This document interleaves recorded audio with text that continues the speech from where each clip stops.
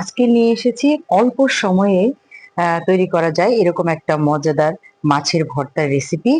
আশা করি আপনাদের সবার অনেক ভালো লাগবে। মাছের ভর্তা পছন্দ করে না এরকম খুব কমই আছে।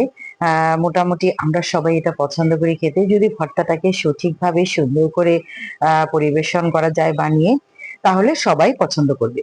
আমি আজকে নিয়েছি রুই মাছের টুকরো, দুটো লেজ নিয়েছি আর একটা পিস নিয়েছি।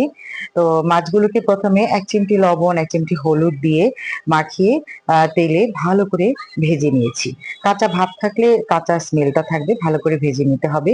ওই একই তেলে কয়েক টুকরো কয়েকটা কাঁচামরিচ ভেজে নিয়েছি। আমি একটু ঝাল পছন্দ করি, তাই ঝাল ঝাল কাঁচামরিচ ভেজে নিয়েছি। ঝালটা আপনারা আপনাদের স্বাদ মতো যেরকম পছন্দ করেন ওই অনুযায়ী কাঁচামরিচ নেবেন। এটা শুকনো মরিচ দিয়েও বানাতে পারেন, তবে শুকনো মরিচ খেলে আমার গ্যাস হয়, আমার বাসার কেউই তেমন একটা পছন্দ করে না, তাই কাঁচামরিচ দিয়েই বানাই।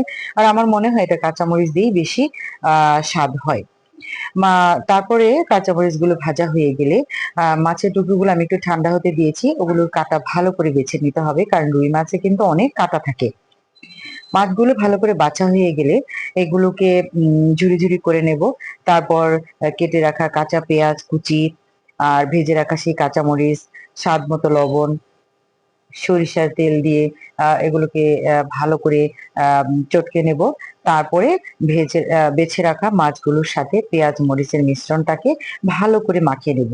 সরিষার তেলটা একটু বেশি পরিমাণে দিলে ভর্তাটার স্বাদটা আরো বেশি ভালো হয়। আজ আমার কাছে ঘরে ধনিয়া পাতা ছিল না, এটাকে আমি খুবই মিস করলাম। ধনিয়া পাতা দিলে যে কোনো ভর্তা, যে কোনো ভর্তাই বলেন, যে কোনো তরকারি বলেন, সবকিছু অন্যরকম মজা হয়। তো ধনিয়া পাতাটা ছিল না, তারপরেও বেশ মজা হয় ভর্তাটা, বাসার সবাই অনেক পছন্দ করে। আর সরিষার তেলটা খাঁটি হলে তো কথাই নেই, ফ্লেভারটা অনেক ভালো আসে। ব্যাস হয়ে গেল আমার মাছের ভর্তা। এভাবে বানিয়ে দেখবেন, আপনারা অল্প সময়ে অনেক টেস্ট হয় কিন্তু। আর আমার চ্যানেলটি যদি আপনাদের ভালো লাগে, অবশ্যই সাবস্ক্রাইব করে আমার পাশে থাকবেন। সবার জন্য ভালোবাসা, শুভকামনা।